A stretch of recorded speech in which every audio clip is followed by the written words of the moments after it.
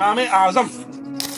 اچھا یہ پھر وہی مسئلہ ہے کہ تم فقی امام کے درجے پہ لا رہے ہو. تو بھائی ایک بات صاف صراحتاً سن لو, صراحتاً یہ بات سن لو.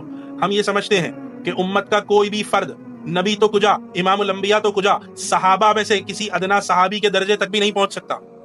اور صحابی جو ہے وہ صحابی جتنے بھی بڑے صحابی, وہ سب سے بڑے تمام انبیاء کے بعد سب سے افضل اگر شخصیت ہو تو سیدنا ابو بکر صدیق رضی اللہ عنہ کی, وہ بھی کسی نبی سے افضل ہم نہیں مانتے. تو یہ تو گمان ہی نہیں ہو سکتا کہ ہم کسی امام کو یا کسی عالم کو یا کسی فقیہ کو یا کسی محدث کو یا کسی اللہ کے ولی کو ہم نبی سے بڑا مانیں.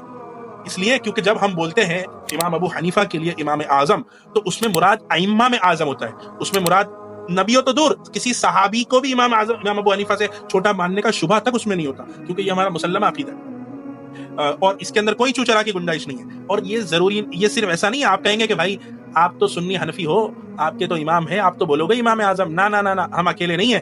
امام الذہبی رحمۃ اللہ علیہ, اسماء الرجال اور تاریخ کی کتاب کے وہ مایہ ناز عالم جن کی کتاب اسماء الرجال میں مشہور ہے میزان الاعتدال, سیر اعلام النبلاء, تذکرۃ الحفاظ, ان تمام کتابوں کے اندر سے تذکرۃ الحفاظ اٹھا کے دیکھو, انہوں نے امام ابو حنیفہ کے ترجمہ جب قائم کیا تو اس میں امام الاعظم لکھا ہے. امام شافعی خود رحمۃ اللہ علیہ فرماتے ہیں کہ فقہ میں سب امام ابو حنیفہ کے عیال ہیں, اور عیال سے اعظم ہوتا ہے کہ نہیں ہوتا ہے جس کی عیال ہو.